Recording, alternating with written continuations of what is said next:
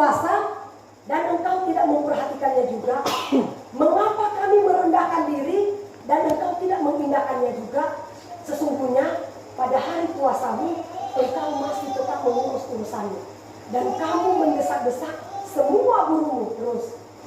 Sesungguhnya kamu berpuasa sambil berbantah dan berkelahi, serta memukul dengan tinju dengan tidak semena-mena.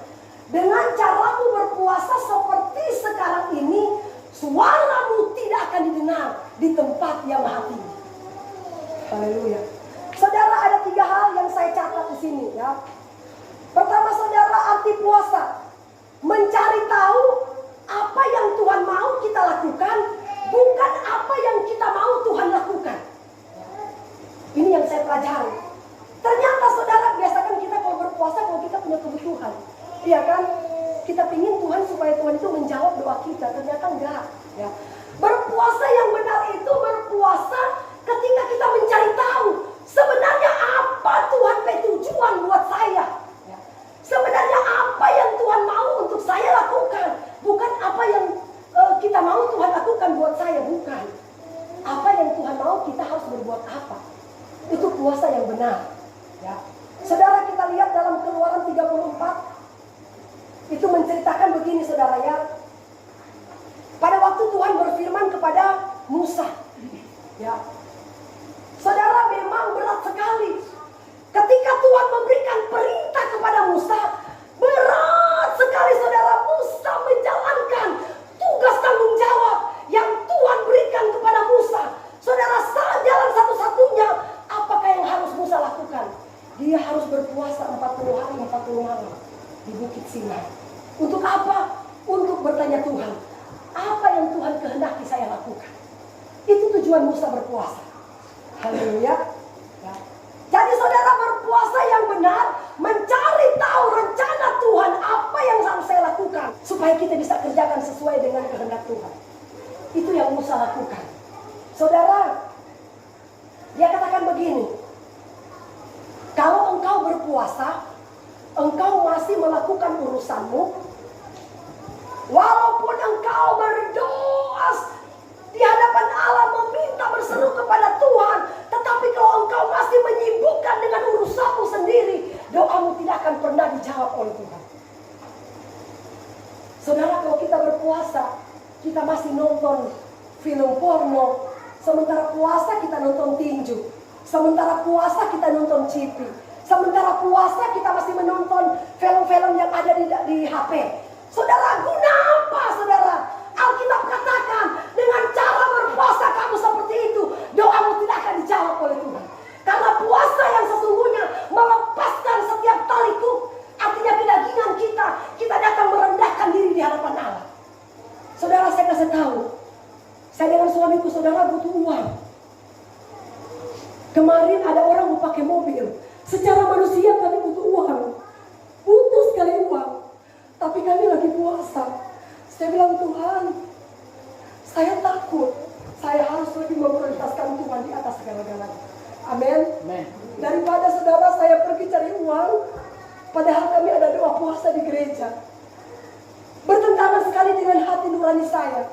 Ya, saya terus berdoa, saya menangis di hadapan Tuhan. Saya bilang, Tuhan, memang saya di hati kecil saya butuh uang. Ya, saya butuh uang. Tetapi saya ingin mencari hadirat Tuhan. Karena saya sudah ambil komitmen, saya akan puasa. Saya ingin merendahkan diri saya di hadapan Allah. Karena saya tahu saudara, ketika kita berpuasa dengan hati yang sungguh-sungguh di hadapan Tuhan, tidak ada perkara yang mustahil. Tuhan sanggup memberikan mujizat bagi hidup kita. Memang kita nggak minta mujizat. Tuhan, engkau harus berikan apa yang saya minta ketika saya berpuasa. Enggak. Tetapi saya ingin cari tahu sebenarnya apa tujuan Tuhan ketika Tuhan masih menginginkan saya masih ada di dunia ini. Amin. Itu saudara yang saya lakukan kemarin ya. Saya ingin mencari hadirat Allah. Ya. Setelah saudara saya menonton khotbah, Pastor Mita Setiawan, dia katakan begini. Kalau kita berpuasa, duduklah dalam hadirat Tuhan. Fokuslah engkau berhubungan intim dengan Tuhan. Jangan pernah engkau fokus dengan kesibukan duniawi. Tetapi mari kita fokus mencari hadirat Allah. Ketika kita sudah fokus mencari hadirat Allah, apakah kuasa Tuhan tidak bekerja dalam hidup kita. Amin. Memang saudara, kita berpuasa bukan kita minta Tuhan, engkau harus jawab saya punya doa, bukan. Tapi Tuhan, tolong kenalilah hatiku. Apa yang harus aku lakukan untuk saya bisa menyenangkan hati Tuhan? Amin. Karena ini saya catat saudara, dia katakan begini. Musa naik ke Gunung Sinai untuk mencari Tuhan, untuk mencari tahu Tuhan apa yang harus dia kerjakan. Jadi puasa itu bukan sekedar kita menahan lapar dan haus, tapi kita datang merendahkan diri di hadapan Allah, bersekutu menyendiri tanpa ada gangguan apapun. Artinya kita harus fokus hanya kepada Tuhan saja. Kalau kita berpuasa tapi kita masih nonton film, masih main game, masih nonton tinju, masih nonton apa saja saudara yang memuaskan keinginan daging, sesungguhnya puasa kita bukan puasa kudus tapi puasa daging. Lebih baik nggak usah puasa, lebih baik tutup aja. Amin. Kalau cuma sekedar menahan rasa lapar, rasa haus, kita tidak bersekutu dengan Tuhan, ngapain? Nggak dapat apa-apa. Dan dia katakan begini saudara, Esra pasal yang ke-10 ayat 6, puasa itu untuk meminta pengampunan akan dosa kita.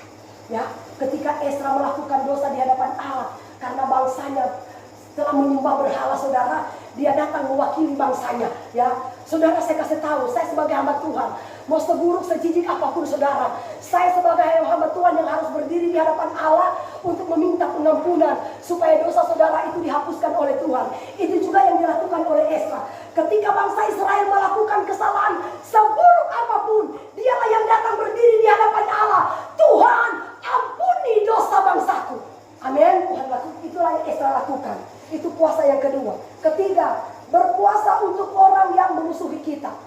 Saudara, seperti yang tertulis dalam Nehemia 1 ayat 3 dan 4. Ketika Nehemia diancam, saudara, ada begitu banyak musuh yang akan datang menyerang mereka. Apakah yang dia lakukan?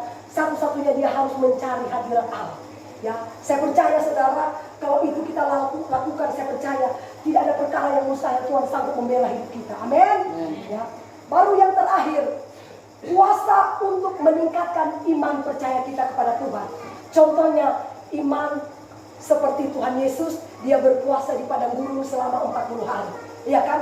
Meningkatkan imannya. Saudara, dia berpuasa, banyak sekali godaan, cobaan yang terjadi. Tetapi saudara, karena dia fokus kepada Bapa yang di sorga, dia tidak gampang terpengaruh. Mau ditawarkan makan sekalipun, dia tidak terpengaruh. Karena dia cuma fokus datang menyembah kepada Bapa. Bayangkan saudara, Yesus dia memberikan teladan. Dia berpuasa, dia menyendiri.